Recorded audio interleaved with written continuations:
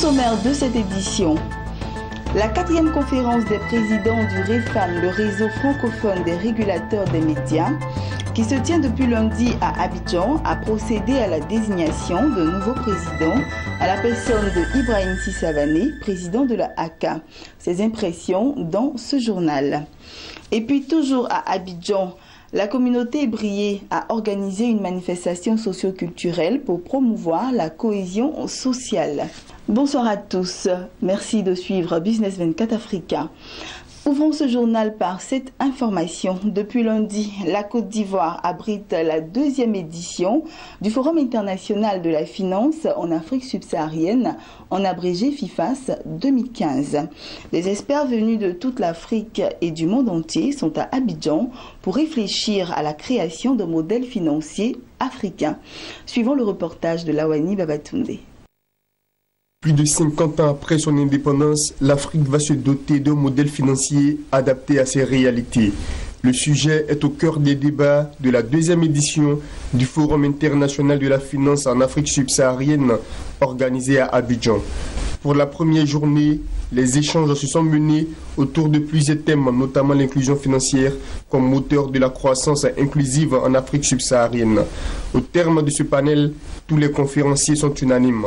L'inclusion financière n'est pas encore une réalité en Afrique, une conséquence de la faiblesse ou de l'inexistence d'éducation financière de la population. L'inclusion financière est une question centrale lorsqu'on parle du développement d'un pays, parce que l'inclusion financière, qui est l'accès aux services financiers aux populations qui sont exclues, à une gamme de services financiers diversifiés et surtout à des coûts abordables, est devenu aujourd'hui un droit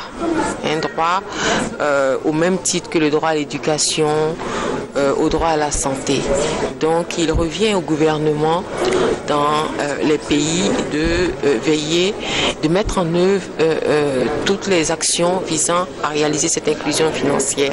L'inclusion financière est une affaire de tous, des institutions, des gouvernements et des clients également qui n'ont pas accès à des services financiers. Pourquoi? Parce que c'est dans l'intérêt de tous. Je vous montrais tout à l'heure que l'importance de l'inclusion financière permet, sur un plan microéconomique de créer des emplois, parce que lorsque vous avez des gens qui s'insèrent dans un système financier formel, ça permet d'avoir accès à du crédit, ça permet de financer des activités productives. On défend l'inclusion financière, on porte cette parole un peu partout, on la défend comment? On propose des modèles bien établis dans lesquels il y a des composantes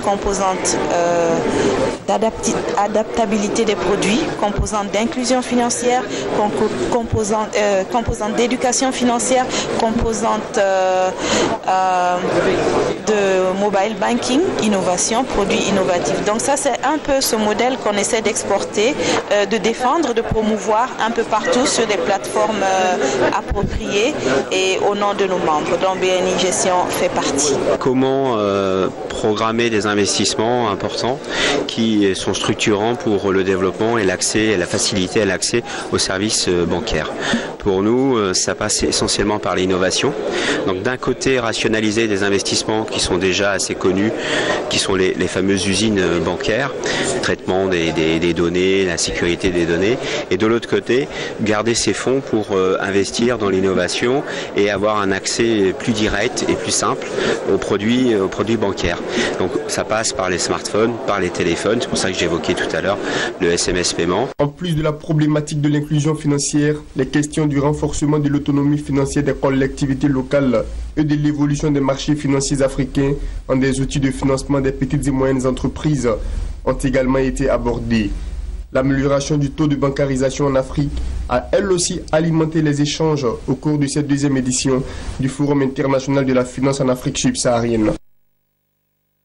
Et puis il y a aussi la 4e conférence des présidents du REFAM, le réseau francophone des régulateurs des médias, qui se tient depuis lundi à Abidjan. Les patrons régulateurs audiovisuels ont réfléchi 2 jours durant sur le thème la régulation de la communication audiovisuelle à l'heure du numérique et des nouveaux médias. L'un des temps forts de la rencontre d'Abidjan, c'est la désignation d'un nouveau président du REFAM. Et c'est l'Ivoirien Ibrahim Sissavané, président de la ACA, qui a été porté à la tête du REFAM. On écoute Ibrahim Sissavané. Le REFAM a une nouvelle gouvernance. La présidence est donc désormais assurée par la Côte d'Ivoire, la vice-présidence par la Suisse. C'est un sentiment de satisfaction et cette confiance a été faite d'abord à la Côte d'Ivoire. Et vous avez vu qu'il y avait énormément de délégués. Comme je l'ai déjà dit, c'est un gage d'amitié pour notre pays. Au cours de cette conférence, nous avons élaboré une feuille de route en plusieurs points et nous allons nous concentrer sur la mise en œuvre de cette feuille de route. La coordination des Blessouais, en collaboration avec la plateforme Anonkwa-Kouté PK18, ont organisé une journée d'activités socioculturelles sous le sceau de la cohésion sociale à partir des enfants de diverses confessions religieuses et de différentes communautés ethniques. La manifestation a eu lieu au foyer des jeunes d'Anonkwa-Kouté dans la commune d'Abobo ce samedi en présence de plusieurs chefs religieux et coutumiers et de la représentante de la ministre de la Solidarité, de la Famille, de la Femme et de l'Enfant. Noël Kaou.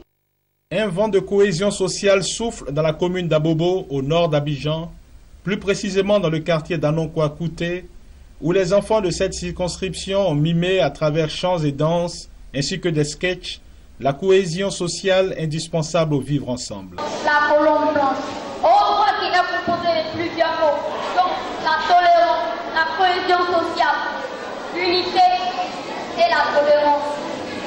J'ai laissé là-bas dans mon beau pays, j'ai laissé tous mes amis. Je suis venu ici pour la paix, tous ensemble pour la paix. Oh la paix, soit le mot qui favorise notre temps. Ah la paix, un petit mot d'état qui signifie pardon, amour, joie et tolérance. Cette manifestation sur la cohésion sociale a été initiée par un religieux, le révérend père Dogwa Dapéa Gilles César de l'église catholique Sainte-Anne d'Abobo Baoulé. Nous avons voulu mener cette activité pour pacifier les cœurs, pour amener les uns et les autres qui ont encore la rancœur et la rancune à oublier ce passé douloureux et à se donner la main pour tourner la page et aller de l'avant, amorçant la voie du développement. Nous avons voulu cela à partir des enfants, parce que les enfants sont innocents. Et avec les enfants, on peut tout faire dans la mesure où ils n'ont vraiment pas de problème avec quelqu'un. Nous avons voulu les enfants comme cible pour que les parents se laissent interpeller pour se donner à nouveau la main et reprendre la vie fraternelle véritable. Plusieurs autres communautés religieuses, chrétiennes et musulmanes, ont pris part à cette manifestation sur la cohésion sociale. La cérémonie que nous réunissons ce jour est d'une importance capitale. Parce qu'il s'agit ici d'inculquer des valeurs à nos enfants, des valeurs qui devront les accompagner dans le lendemain. Effectivement, ces valeurs-là, nous avons pris ici la paix. La paix, sachez, chers frères et sœurs, que c'est un nom de Dieu, en islam nous le disons à Salem. La chefferie du village d'Anonkwa-Kouté a elle aussi salué l'initiative du révérend père Dogwa Dapéa Gilles César. Je suis très fier et je suis comblé de l'initiative. Il vient de prendre son fils, prêtre, l'abbé, de rassembler tous les enfants.